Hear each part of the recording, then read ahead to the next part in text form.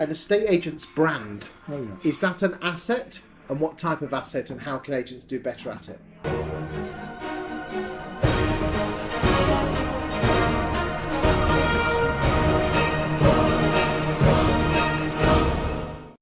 Of course, it's an asset.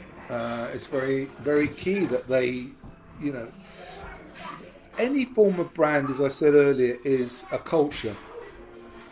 So I'm hoping that after this interview, a few things, but one of the main things is that people will listen to it and understand and learn some lessons from this, that they themselves need to understand the culture of what they're doing.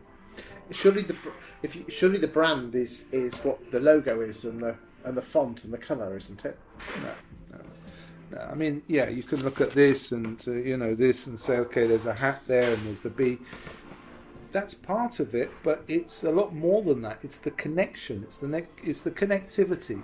Okay, and is that a company brand or a personal brand? Because again, if you look in my level of expertise is a state agency. If you look at America or Australia, it's all about the agent, the personal brand, whilst in the UK it's all about the company brand. Well, you have to have both. You have to have, Who's got it right? Whoever's the most successful has got it right. That's how everything is based on success. But there's different forms of success. There's short-term, medium and long. And long is legacy, where you've actually added serious value and you can say, you know what, that company doesn't exist anymore. They were bought and sold or whatever.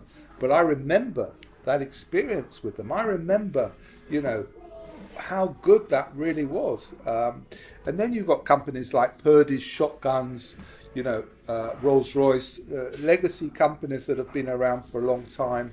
Maybe they need to change their view to some extent, but they bring in an old and new quite often. It's a case of saying there's all these new toys and these new vehicles that we have to embrace, but there's also the old-fashioned broker of brokers style of these one-to-ones.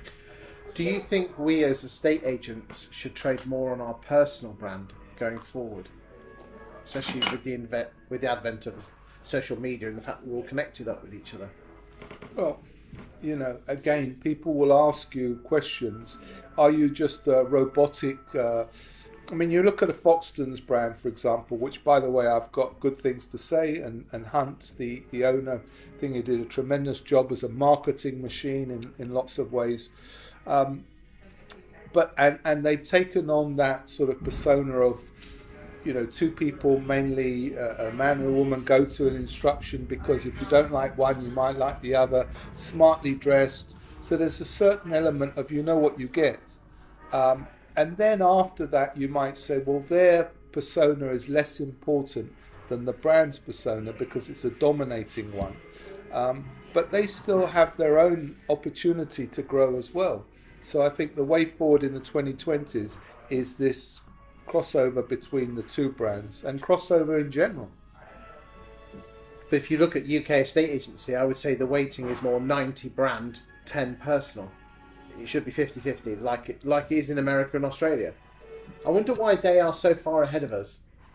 I mean, actually, if you look, there's an awful lot of Australians coming over, and those Brits are almost putting them on pedestals, godlike. But what they're saying is very simple. Be yourself, treat the customer as long-term, be relationship-based, not transactional-based. It's not hard, is it? Well, no, nothing's hard, but it's a case also of saying to yourself, you've got to have an edge, you've got to have advantages, and you've got to be able to believe and know that you are adding something to the table. You can talk about brands, but at the end, it is a result and an ongoing evolvement of the process. So because things are sophisticated today. They're not hard, but there's a difference between the word hard and sophisticated. Hard means it's not for everyone and it's very difficult, and that's not true. Sophisticated means that they have to embrace many mindsets at the same time. For example, there's different cultures at the moment and there will continue to be in this country, and there wasn't 20, 30, 40 years ago. So how do people open their eyes and open their hearts and minds two different cultures, two different mindsets, so they can become They have better to people and embrace. They have to embrace the greatness of those cultures and their own. So, in other words, they say, okay, the Church of England was a fantastic organisation in the sense that it did certain things. It's lost its power now, seemingly. Less churches around being converted. The pubs that people could go to and have a community have gone, made into residential or whatever. So where are those communities now moving to? You wrote a book a few years ago called The Definition of Greatness. Yeah. This kind of sounds like you have to have an inner greatness to help others. Well, what I said in the book, even though it's poetry, philosophy, or poetic prose, as I called it, created my own genre, as I've done on many things. The ideology behind... It's a fantastic book, by the way. Thank you. Although you can't read it in one sitting. You almost have to... It's like eating a big cake. You've got to keep going back to it. Yeah, I'm pleased you enjoyed it. Broker, at that point, Boss Bishop was the brand for that. And, the ideology, as I said, was the Maslow hierarchy of needs. Everyone that's interested in Tony Robbins, and I know you guys all are, don't deny it, and there's a lot of these people, as I said, Grant Cardone, a lot of respect for the guy. Have you come across Grant? I'm a big Gary Vaynerchuk man. Gary V. Gary V's good. Fast talker. Again, there's many. Dan Penner, his name should be mentioned. Not sure about the profanity, but that's his style. He's hard hitting. There's a few sort of empowerers out there. Malcolm Gladwell, Robert Greene. These are people that you should get hold of their books. They're very interesting. Tim Ferriss. Have you come across Tim? So these are, game changers with their own view. To answer your question, I would say that the hierarchy of needs, Maslow, said that at the bottom you had the basic survival, food, things like that, and at the top there was self-actualization, or even higher, self-transcendence. And a lot of people are, let's start to get into yoga and start to think about, a lot of brands are now bringing in the idea of let's relax before we attack. We used to do that, and you can see that in some of the stock market time films, that there was this sort of Zen connectivity before you unleash that, greatness. Now, the view that we hold, the broker of brokers, it's transcended to the broker of brokers, is that we're already great. You, my friend, everyone out there in the Rue at the Langham are all great. And it's not a case of getting there. We're already there. We've just got to unleash the giant within, as who would say that? Who wrote that? Tony Robbins, was it? Or one of the... anyway, that's a phenomenal... So this comes down to mindset. Do you think we hold ourselves back as human beings? And why? Well, we've got our DNA issues. We've got the sort of 2 to 7 years, that change. We've got our parents who, can be good or bad, family, siblings, so-called friends. You have to go... I'll make a suggestion to whoever's watching this. Go to your friend's house, your best friend's house, your family's house, your wife even, whoever, your children, whoever, everyone in your world, and tell them you've just received some news, you've won the lottery, and you're going to get £50 million. And watch their faces. Now, when they go, you better worry, because what you thought was family and friends and special close relationships are actually your enemies, and they're right within you. Napoleon had them, but he knew about them. He had bigger plans for the world. I've had them. I know what this, I'm talking from experience.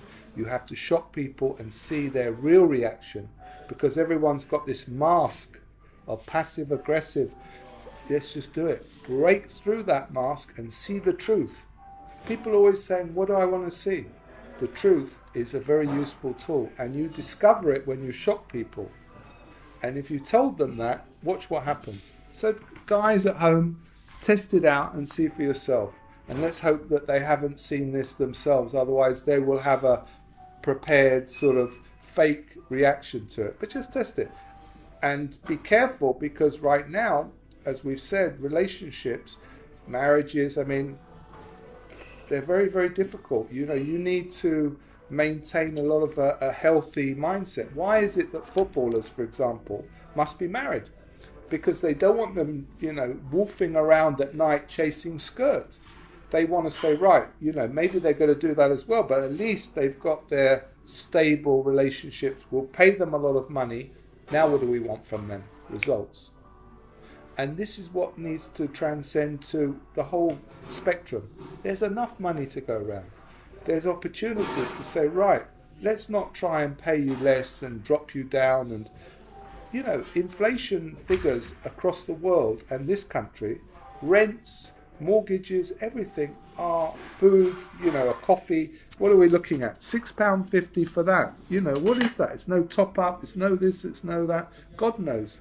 You know, this should be £2. But why? How can people afford to have a life in this city or any city? And the truth is, they're in debt. And there's good debt and bad debt. Yeah, they're buying stuff to make themselves look good to people they don't like. Exactly. And therefore that comes to the fact that we worry too much about what other people think about us. Well, why have I got these glasses? To show you guys? No, I like it. Why did I write the definition of greatness? I wrote it for myself as well. Why am I here with you today? Because I want both of us to grow from this experience. I'm, you know, a lot of people ask me, why do I do these videos? I do it because I enjoy doing it. I don't do it to get any business. Well, let me ask you, if you don't mind, audience over there. Chris is a great guy, and you know, I just want to say this to him.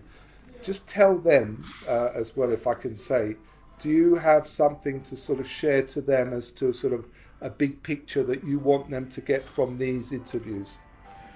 There's nothing better in this world for someone to contact you and to say, you've changed my life. Exactly. It really just doesn't get any better than that. And for when someone contacts you and say, I've left my job and I've set up my own business, and because of what you have done, I can give to my family, I can do this, I can do that. You just can't buy that, can you? Because I think after we put food on our own table and look after our nearest and dearest and the wife and the dog, and there's only so much things that you can buy in this world. So don't you think then, Chris, turning it round a bit, isn't that the job of an estate agent, of a solicitor, of a broker? You see, I think where estate agents go wrong is they see their job as selling houses. Their job is actually to move one person from one aspect of their life, one chapter of their life, to another, and to facilitate that with the least amount of stress, with where it's not costing too much money, yet at the same time gets maximum value, and make sure that it's, let's be honest, as stressful as it is, to reduce the stress and have, let people get on with their lives.